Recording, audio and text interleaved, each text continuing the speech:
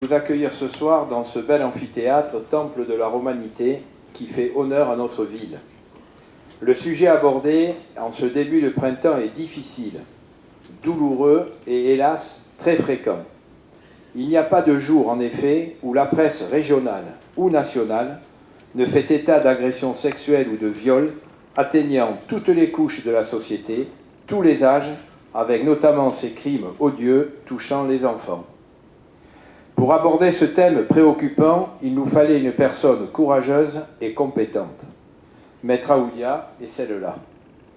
Femme de conviction, humaniste, elle est décrite dans le monde judiciaire comme étant une juriste brillante, très engagée dans la défense des droits et libertés fondamentaux. Une élégance d'âme certaine, une force réelle, le respect dû à la dignité humaine est l'une de ses priorités. Elle sera la première avocate en France à poursuivre pénalement l'État pour dénoncer les conditions inhumaines et dégradantes de détention au sein de la maison d'arrêt de Nîmes. Elle sera celle qui remportera le procès franco-algérien contre les islamistes malgré toutes les pressions subies. Cette pénaliste est connue et reconnue par la presse nationale, algérienne, italienne, russe, pour ses combats contre les violences racistes faites aux femmes et aux enfants, et principalement le viol. En vous remerciant beaucoup d'avoir répondu à notre invitation, je vous laisse maintenant la parole pour votre conférence « Le viol, un crime sociologiquement et historiquement contesté. Pourquoi ?» Merci. Merci, docteur Joyeux. Que d'éloges. Je ne suis pas convaincue que l'ensemble de ces éloges soit le reflet d'une vérité absolue. Mais néanmoins, il me plaît d'y croire. Une narcissique, quand tu me tiens, c'est compliqué. Le thème du viol. Une thématique ô combien douloureuse. Ô combien douloureuse pour ceux qui la subissent. Ô combien douloureuse pour ceux qui ne sont pas en capacité de pouvoir s'élever, élever sa voix, s'exprimer et surtout mettre des mots sur les traumas. Il m'a été posé la question, pourquoi cette conférence? Est-ce que vous souhaitez bouger les lignes? Est-ce que juridiquement il y a encore quelque chose à faire? Est-ce que les textes qui sont en vigueur aujourd'hui suffisent à appréhender toutes les femmes qui se retrouvent en difficulté et victimes de ces viols-là? Vous l'avez compris, mon propos, quand je parle de viol aujourd'hui, se limitera au viol hétérosexuel, au préjudice des femmes. Délibérément, je mettrai à côté les viols au préjudice des enfants et ceux au préjudice des hommes. Je ne peux pas, dans le cadre d'un seul colloque, envisager les deux cas de figure, lorsque ces victimes sont des hommes ou lorsque les victimes sont des enfants. Ça nécessiterait véritablement un débat spécifique pour l'un et pour l'autre. Mais surtout, cette semaine, c'est la semaine de la femme. Et malheureusement, les victimes principales de viol sont les femmes. Le viol aujourd'hui, dans notre droit pénal, se définit comme étant tout acte de pénétration sexuelle commis sur la personne d'autrui ou sur la personne de l'auteur, sous la contrainte, sous la violence, sous la menace ou par surprise. Lorsqu'on a posé cette définition, on constatera qu'elle permet d'envisager tous les cas de figure. Que le viol soit commis par l'arme, par destination qu'est le pénis, ou que ce soit tout autre objet sexuel.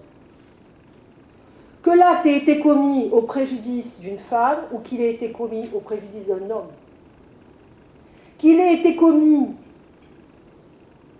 en subissant l'action, là je parle généralement de ceux qui sont, pour les victimes, pénétrés par l'agresseur, ou lorsque la victime se retrouve contrainte d'exercer une pénétration sexuelle sans son consentement.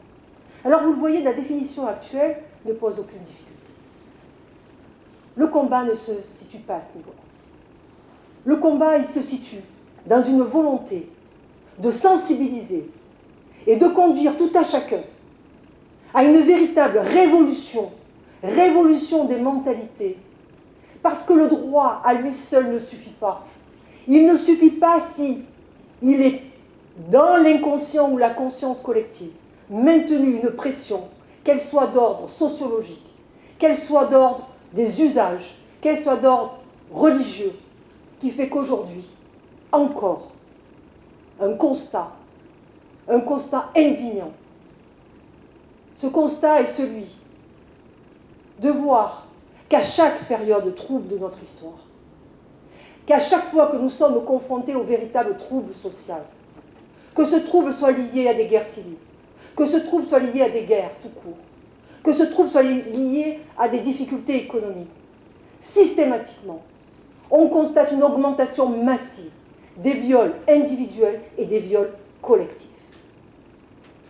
Pourquoi ?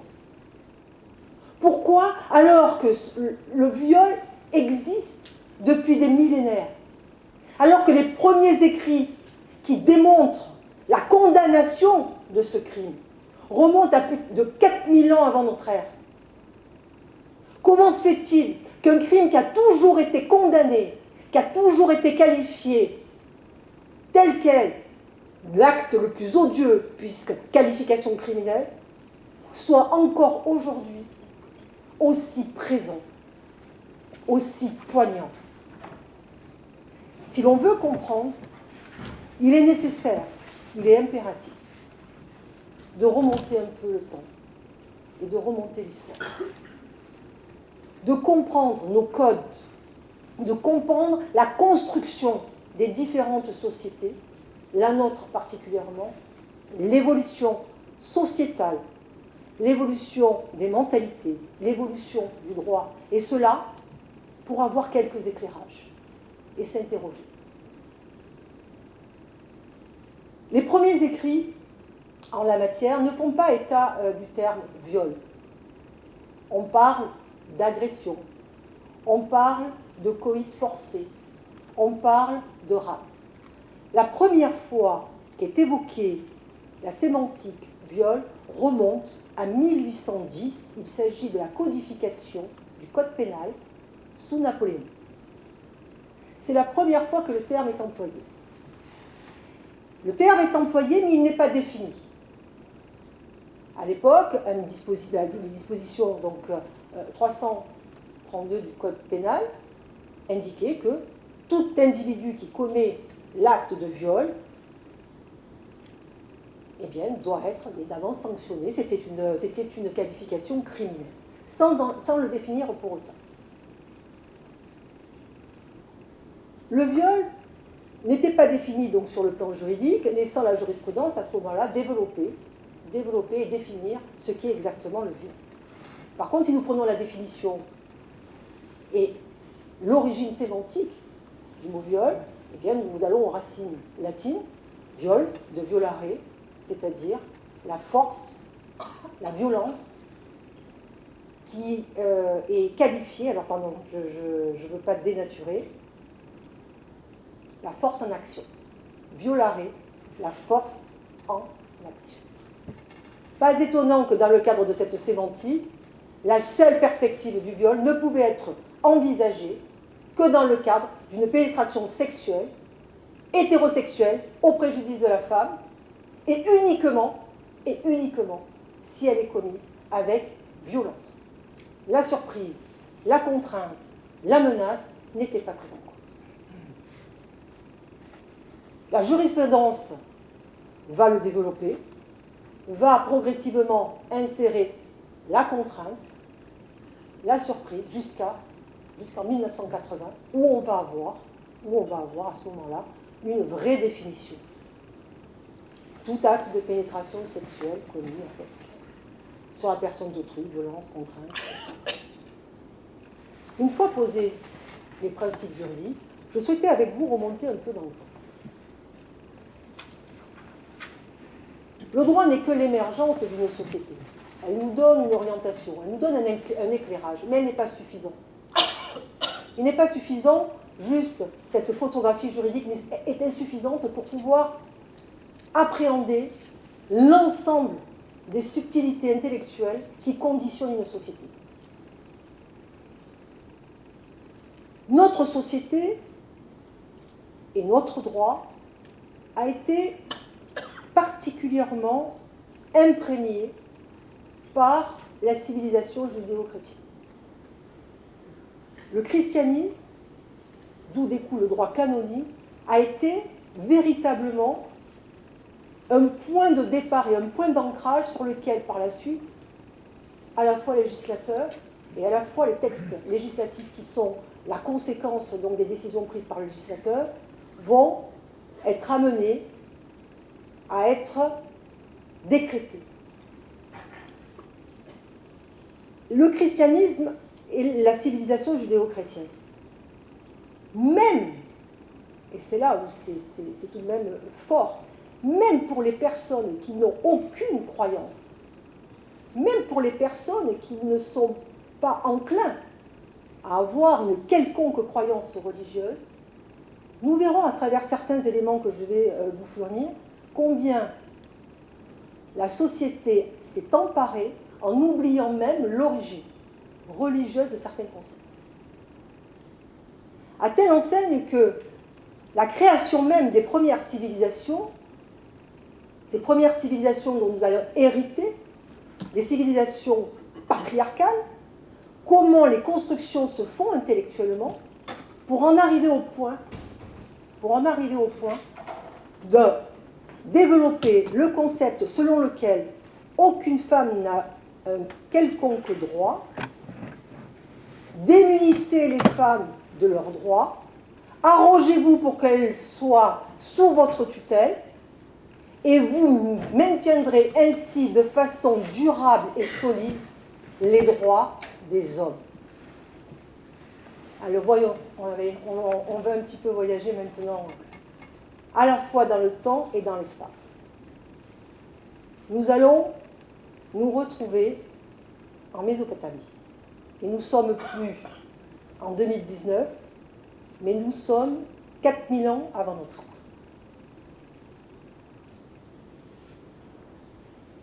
À cette époque, les seuls écrits que nous avons sont soit des textes de droit, soit des textes faisant état de mythologie.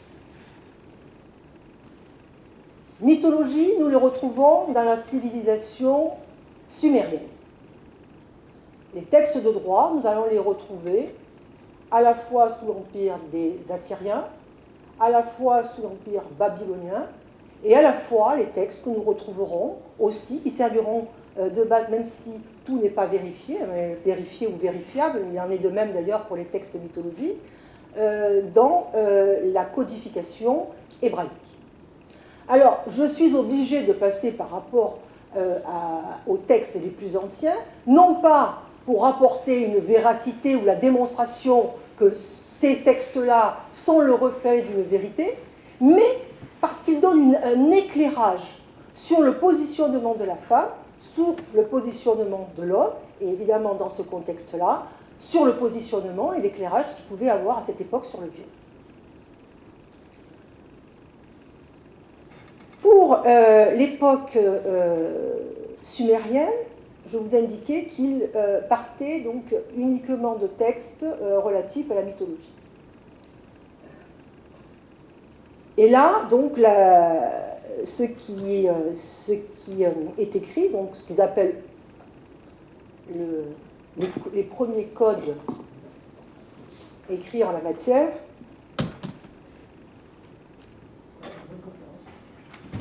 c'est la fameuse mythologie de Nili et Enlil. Je ne sais pas si certains d'entre vous connaissent cette histoire. Donc elle se situe au Proche-Orient ancien, donc à la péninsule, pas la péninsule, pardon, mais au niveau du croissant fertile, entre le fleuve du Tigre et le fleuve Euphrate. il y avait un quai auprès duquel toute jeune fille de bonne famille ne devait pas fréquenter. Les femmes et les jeunes filles de bonne famille restaient à la maison. À cette époque était considérée jeune fille de bonne famille toute jeune fille qui n'était pas encore mariée et qui était vierge. La virginité chez les Sumériens était d'une importance capitale. Pourquoi? Parce que, et c'est là que vous comprendrez aussi au niveau juridique, à cette époque-là, comment on pouvait appréhender la notion d'homme et de femme.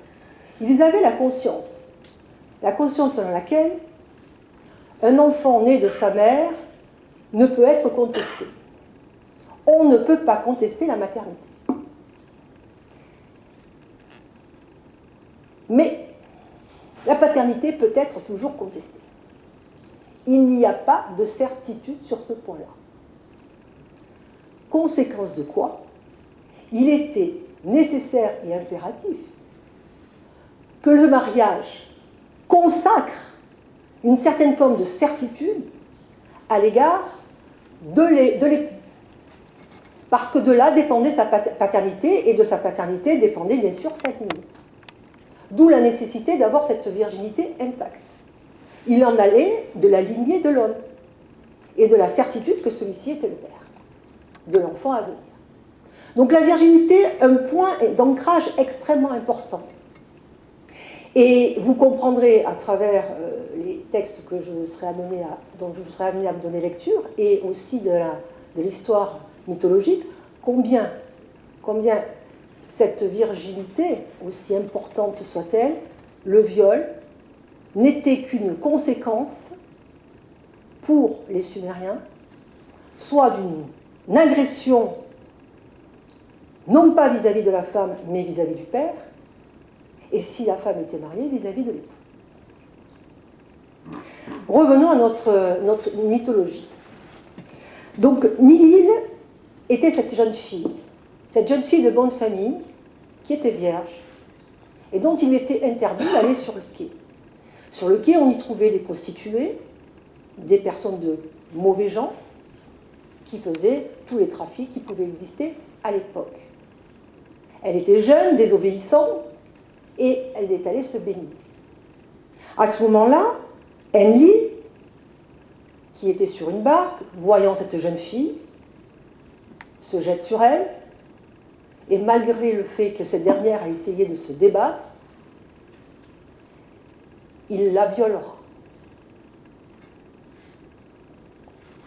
En la violant, il commettait un acte, certes odieux, il allait être banni par les dieux, mais comme Nilil était devenue une femme perdue, puisqu'elle était responsable de son viol, elle n'avait d'autre choix que de courir après cet homme, afin que ce dernier puisse l'épouser.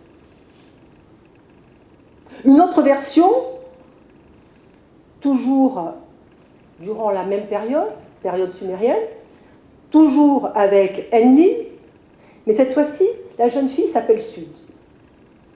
Sud reste obéissante. Elle reste au pas de la porte de sa maison, et Enlil tente désespérément de la convaincre de sortir de cette maison parce qu'il la trouve jolie, parce qu'il veut passer un moment agréable avec cette dernière. Mais elle résistera. Elle résistera, à telle enseigne que celui-ci n'aura d'autre choix que de la demander en mariage. Voilà à travers une mythologie comment, déjà à l'époque sumérienne, nous posons le décor. Alors c'est pas anodin si je vous raconte cette mythologie, parce que vous comprendrez après dans les générations qui vont suivre comment par la codification on en arrive avec exactement le même esprit. Et maintenant nous allons continuer à voyager dans le temps. Nous ne sommes plus à 4000 ans avant notre ère, mais nous arrivons à 2000 ans avant notre ère. Là nous sommes à la période des royaumes assyriens. Je ne parle évidemment pas des guerres tribales qui pouvaient exister entre les tribus sémites et les tribus sumériennes. On va passer, on n'est pas là pour faire un cours d'histoire, mais pour revenir directement à notre sujet. Mais il est important de remettre le contexte. Et là, nous allons avoir une véritable codification. Ce seront des textes de loi, alors pas tels que nous les connaissons aujourd'hui, mais il s'agirait davantage d'un recueil jurisprudentiel, avec des décisions qui sont des décisions empiriques, et qui permettent pour chacun de ces royaumes d'avoir une directive, d'avoir un ordre social, et les rois tenaient à cet ordre social. Le plus connu donc de ces codes est le code Hammurabi. Non pas parce qu'il est le plus ancien, mais parce qu'il est le plus complet. Il est le plus complet et il est actuellement d'ailleurs au Louvre à Paris. Et là, nous allons avoir véritablement les premiers textes. Les textes de droit. Qu'est-ce qui nous enseigne ? Le premier texte concerne ce que nous appellerions les agressions sexuelles.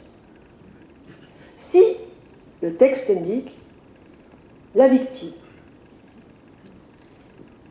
va subir une agression sexuelle, c'est-à-dire autre que le viol évidemment, un homme qui se jetterait sur elle pour l'embrasser, flirter, mais sans aller jusqu'à la pénétration sexuelle. Alors à ce moment-là, les Assyriens considéraient que seule la femme engageait sa responsabilité pénale. Parce que ce n'était pas de la faute de ce monsieur, si ce dernier a succombé au charme de cette dernière. Elle n'est pas belle la vie. Si toutefois l'agresseur allait jusqu'au bout et qu'il y avait à ce moment-là une pénétration sexuelle, le code assyrien distinguait selon que la jeune femme soit vierge ou qu'elle soit mariée. Vous l'avez bien compris, à cette époque, soit on était vierge, soit on était marié. Si la jeune fille était vierge, elle avait une présomption de bonne foi. Mais que, en faisant une distinction sur le lieu où avait eu lieu, le lieu où s'était perpétrée l'agression. Donc le critère géographique devenait un moyen de preuve. Si cette jeune fille vierge se faisait violer dans la campagne, on considérait qu'elle était présumée de bonne foi, parce que même si elle était amenée à crier, elle n'aurait pas pu être sauvée. Par contre, si l'agression a lieu à l'intérieur de la cité, alors là c'est différent. Parce que si elle a lieu à l'intérieur de la cité, il faut apporter la preuve, par témoignage. On sait très bien que jusqu'à aujourd'hui, lorsqu'on veut violer, on s'arroge quelques témoins. Bien. Si je vous dis en plus que la femme n'avait pas d'identité, elle n'avait pas de nom de famille, elle n'avait pas de prénom, pardon, elle avait juste un nom de famille, elle appartenait à sa famille. Elle n'avait aucun droit civique. Elle était incapable, de sorte que son témoignage ne valait absolument rien. À supposer qu'elle ait pu crier alors qu'on était à l'intérieur de la cité et qu'elle ait pu être sauvée, sans que pour autant il y ait eu de pénétration sexuelle. Cela permet de déduire que la tentative de viol était reconnue à l'époque assyrienne. Alors là, la donne change. Là, la donne change. Parce qu'elle s'est débattue. Parce que le viol a été commis, ou tenté d'être commis avec violence, elle s'est débattue, elle est de bonne foi, elle ne sera pas sanctionnée. L'auteur sera sanctionné. Sauf s'il répare le mal qu'il a causé. Et comment peut-il réparer le mal qu'il a causé ? En l'épousant. Et en payant. Les sommes étaient fixées d'ailleurs. La somme pour laver l'affront. Alors c'était un crime, attention, lorsqu'ils étaient sanctionnés, c'était à la peine de mort qui était encourue. Mais en pratique, on a très peu de décisions qui ont été rendues. C'était un crime, mais non pas un crime contre la personne, non pas un crime contre la femme qui en est directement victime, un crime contre le père, si elle est vierge, ou contre l'époux. Contre le père, parce qu'il s'agissait pour lui d'un dommage économique. En perdant sa virginité, il perdait une dot importante, le produit était endommagé. Et si le préjudice était à l'endroit de l'époux, là c'était une atteinte à ses prérogatives sexuelles. C'était pas possible. C'était juste pas possible. Si maintenant nous étions confrontés à une femme mariée qui a été victime de viol, c'est la peine de mort pour tous les deux. Sauf à démontrer éventuellement que cette dernière n'avait pas pu consentir, ce qui en pratique était impossible. Le seul cas qu'on lui retenait, en présomption, c'était éventuellement si elle était agressée dans la campagne et qu'elle n'aurait pu, même si elle avait crié, être aidée. C'était le seul cas. C'était le seul cas. Le viol était considéré comme une trahison à l'endroit de l'époux. Il était assimilé à l'adultère, d'où la sanction des deux. Vous imaginez, maintenant, avec le recul que nous avons, une Assyrienne tenter de dénoncer un viol avec le risque que celle-ci soit lapidée. C'était compliqué. C'était très compliqué. Mais dans les rares fois où on peut imaginer, puisque le texte existe, et qu'on évoque cette situation-là, que le viol ait été démontré et prouvé,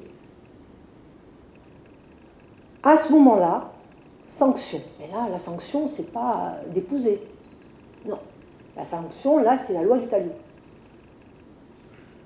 Donc non seulement le violeur devra réparer pécuniairement la faute commise,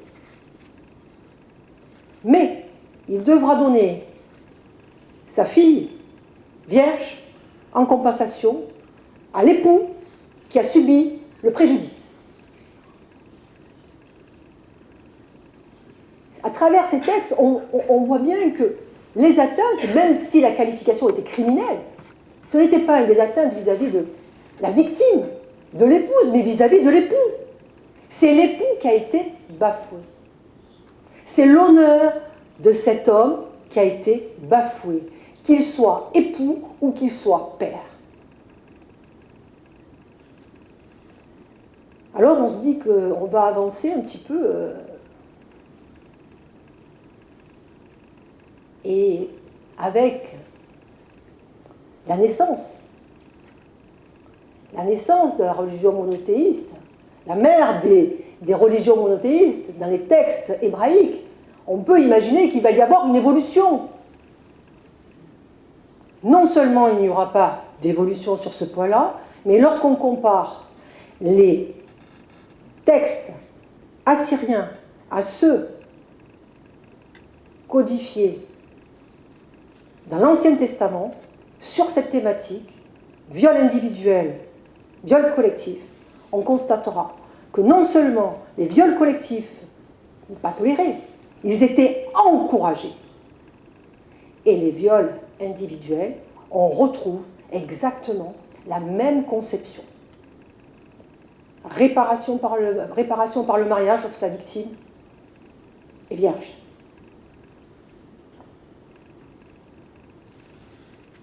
Adultère quand il s'agit d'une femme victime. Exception par la démonstration. Démonstration par témoignage. Témoignage qui ne peut être fait que par des hommes.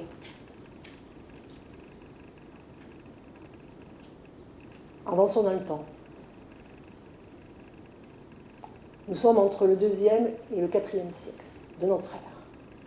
Le christianisme s'expand. Au 4e siècle, toute l'Europe et sous influence du christianisme. Nous rentrons dans la période du Moyen-Âge, du bas Moyen-Âge. Jusqu'à l'Ancien Régime, les textes en vigueur sont éparses, puisque nous sommes dans le système, donc vous le savez, de seigneurie, donc chaque province pouvant avoir sa propre législation. Il n'y a qu'un seul concept qui fédère sur le territoire, ce sont les concepts issus du christianisme. Alors, quelques exemples durant cette période. Quelques exemples.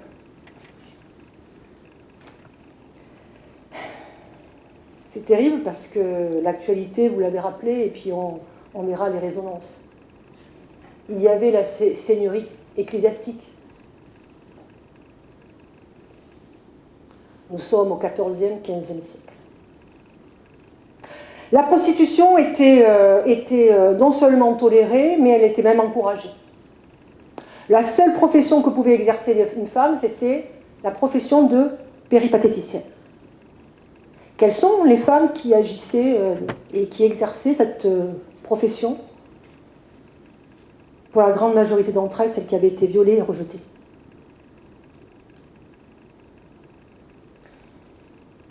Les maisons closes existaient. Qui dirigeait les maisons closes?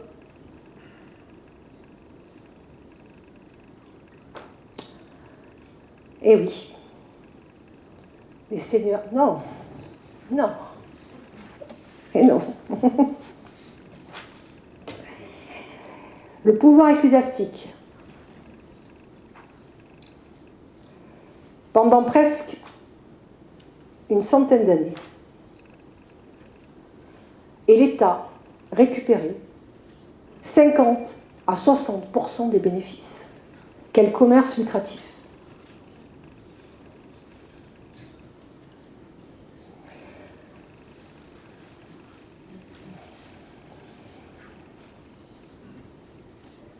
Voilà ce qu'était la position des femmes. Et puis nous arrivons, après l'Ancien Régime, la Révolution. Les femmes se mobilisent. Elles vont demander certains droits. Celui de travailler, celui d'avoir la citoyenneté, celui d'avoir droit aux soins par une sage-femme expérimentée. Inutile de vous dire le code napoléonien, ce qu'il a arrêté en ce qui concerne le positionnement de la femme. Et nous sommes en 1810, siècle des Lumières. Et même les plus grands d'entre eux, tels que Rousseau, Voltaire, qui dénonçaient d'ailleurs la tyrannie sexuelle par les puissants vis-à-vis de ceux qui étaient plus démunis. Il l'a dénoncé avec force et conviction. Pour autant, il partait du postulat qu'un seul homme ne pouvait pas violer une femme. Que si le viol pouvait exister, c'est que dans le cadre de viol collectif et non pas de viol individuel. Et pour arriver à cette conclusion, il faisait la démonstration suivante. Prenez une femme et mettez-lui une bourse à l'intérieur de sa main. Tentez de lui dérober. Elle se battra avec tellement de force que vous n'y parviendrez pas. Alors imaginez s'il s'agit de se battre pour sa propre vertu.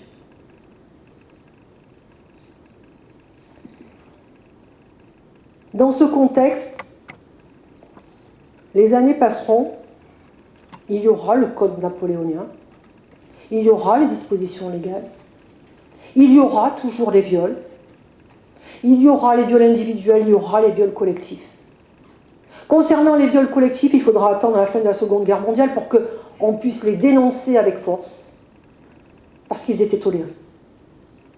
Pour autant, après la Seconde Guerre mondiale, il y a eu aussi la guerre d'Algérie. Et malheureusement, nous avons encore constaté des viols collectifs. Aujourd'hui, dans toute une partie du monde, Et je pense notamment au Proche-Orient. Je pense à la Libye. Je pense à la Syrie. Je pense à la Palestine. Je pense à Israël. Tous ces pays, l'Iran, l'Irak, en Afrique, certains pays d'Afrique, tous ces pays où règne le trouble social, où règne la guerre, où règne le sang, vous trouverez un nombre conséquent de femmes qui payeront le prix de leur féminité, juste parce qu'elles sont femmes. Les viols individuels continuent. Aujourd'hui, en France, 50%, là je parle uniquement d'une moyenne nationale, et je base cette moyenne uniquement sur les affaires qui ont touché la cour d'assises et qui ont été jugées par la cour d'assises.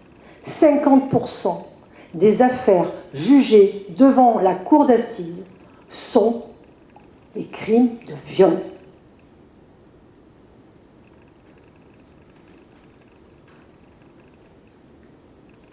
Partez du postulat que le chiffre réel est largement au-dessus de ce qui a été jugé. Je n'ai pas pris les chiffres des dépôts de plainte, parce que dépôt de plainte ne signifie pas nécessairement que l'acte a été commis. Parce que malheureusement, le viol est le seul crime où la parole de la victime est mise en doute, mais il est aussi le seul crime qui peut être instrumentalisé. Et qu'il peut y avoir des femmes qui se présentent comme étant victimes de viol par pure vengeance, en instrumentalisant la justice. C'est une réalité aussi. Alors quand on arrive à ce constat, et ce lourd constat, on est dans l'obligation de s'interroger. Pourquoi ? Il nous a fallu des décennies, et surtout à partir des années 70, grâce au mouvement féministe, pour avoir une idée, mais juste une idée, des conséquences psychologiques chez les victimes. Glisser la victime réellement à sa place, d'extirper des aveux, d'être en capacité de donner la force et le courage à ces femmes de pouvoir libérer la parole. On a un peu de recul, effectivement, aujourd'hui, sur les conséquences traumatiques de ces femmes qui ont du mal à parler. Pourquoi ?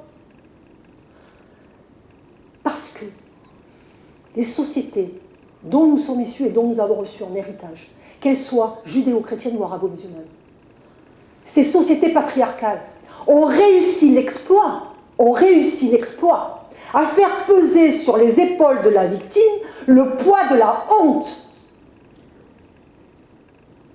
Le poids de la honte. C'est la honte, c'est l'humiliation d'être victime d'un viol. Une victime par arme à feu ou arme blanche, ou vol avec arme, sera amenée à dénoncer sans aucune difficulté.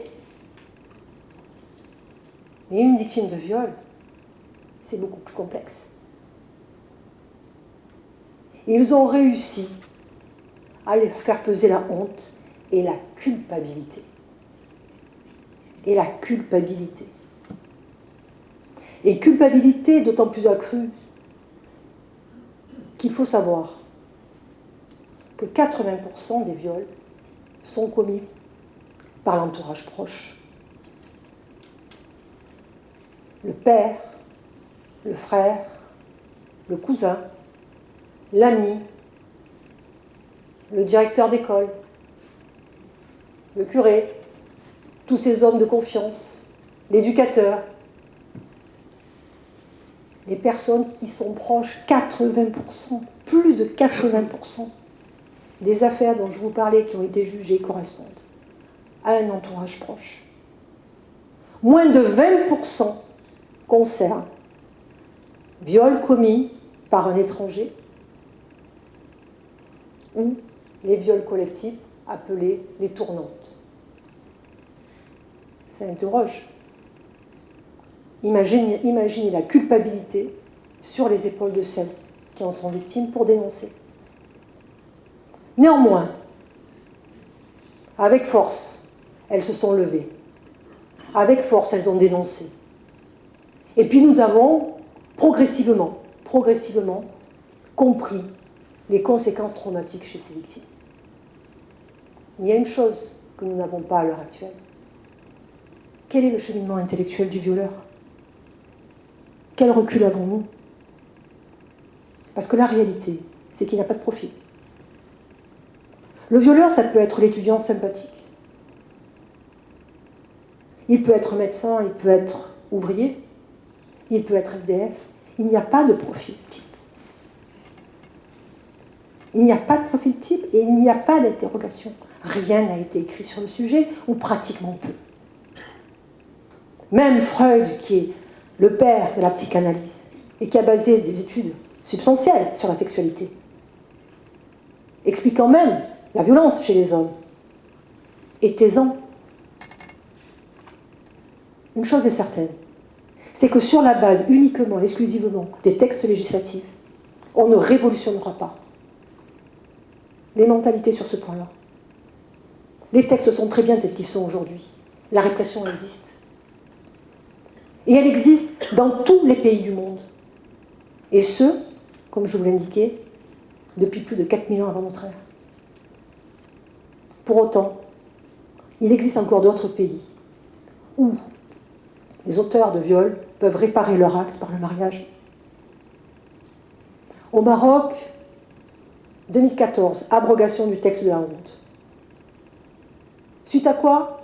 Une jeune fille, 2012, violée, dont le père a accepté le mariage avec son violeur. Elle ne l'a pas supporté.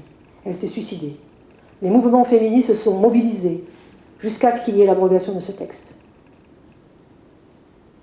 Tunisie, Jordanie, Liban, juillet-août 2017. Dans tous les pays du monde, effectivement, le code pénal prévoit la répression. Mais que peut faire le code pénal lorsque la pression familiale, sociale, religieuse est telle qu'elle prend le dessus sur toute disposition légale? Pensez-vous que dans des pays comme la Syrie, comme le Liban, comme Israël, il est possible véritablement pour ces femmes de réagir? Il suffit de regarder les titres des journaux de toutes ces féministes qui s'élèvent, qui se mobilisent, qui dénoncent dans ces pays extrêmement difficiles où le taux de viol bat tous les records et qui ne peuvent être dénoncés.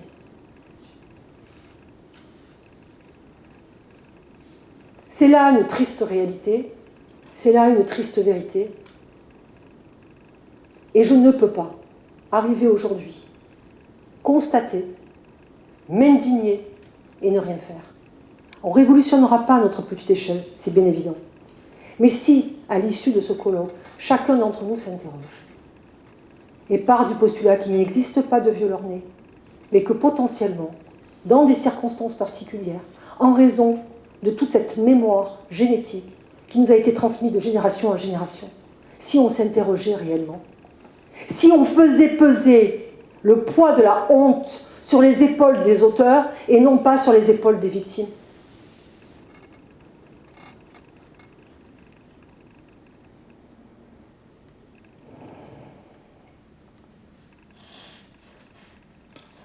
Je terminerai mon propos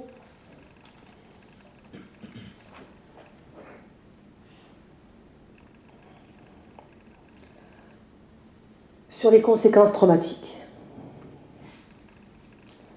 Peut-être qu'en vous livrant toutes les confidences que j'ai reçues de toutes ces femmes qui ont été victimes de viol, chacune avec leur singularité, mais avec des dénominateurs communs.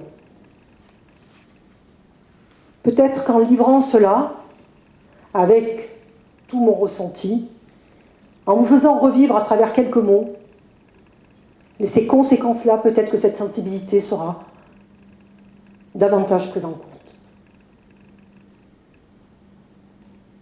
Que le viol soit commis par la violence ou par la contrainte,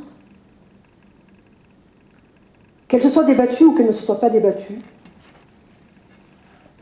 il arrivera un instant T où, constatant qu'elle ne pourra pas avoir le dessus, face à un homme d'une extrême gravité, d'une extrême agressivité, parce qu'il sera en état de désir sexuel. Un désir sexuel tel que rien ne pourra l'empêcher d'aller jusqu'au bout. Quand elle arrivera à ce constat de sidération, elle n'aura d'autre choix, par survie, que d'accepter. Et pour accepter, après l'état de sidération, eh bien, il y a la phase que l'on appelle de dissociation. C'est comme si il y avait son corps et il y avait son âme. L'âme et l'esprit étant observateurs de ce qui se passe dans son corps. Son corps ne lui appartient plus, mais elle n'a pas d'autre choix. Lorsqu'il pénétrera, il en ressortira et il prendra une partie d'elle, qui ne reviendra pas dans l'état antérieur. Parce que lorsque le corps et l'âme sont dissociés, c'est en 1000 morceaux qu'elle récupère ce corps. Ce corps, elle va le détester. Ce corps, elle n'arrivera plus à se l'approprier. Ce corps, elle va le vomir.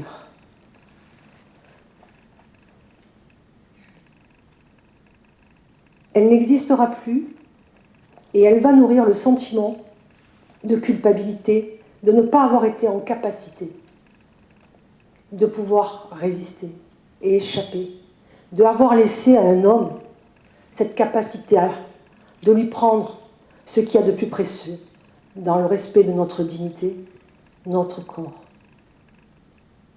Ce corps étranger s'en est allé et quand il s'en va, c'est une partie d'elle qu'il a pris. C'est ça la réalité. C'est cela cette réalité.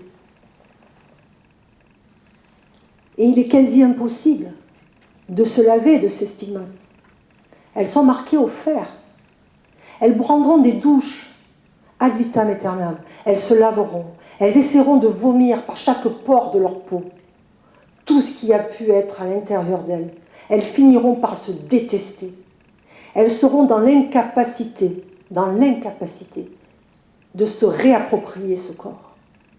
Et tout l'amour que leur compagnon pourra leur apporter, leurs enfants, n'enlèveront en rien ces cicatrices qui sont marquées au fer.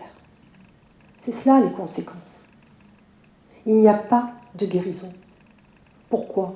Parce que nous ne sommes pas, à l'heure actuelle, suffisamment avancés sur ces traumas pour trouver la clé qui permette la réappropriation de ce corps.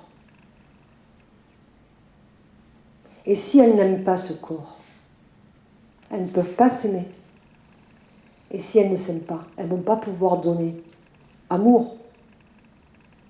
Et un individu, lorsqu'il n'a plus d'amour à donner, il n'est plus rien.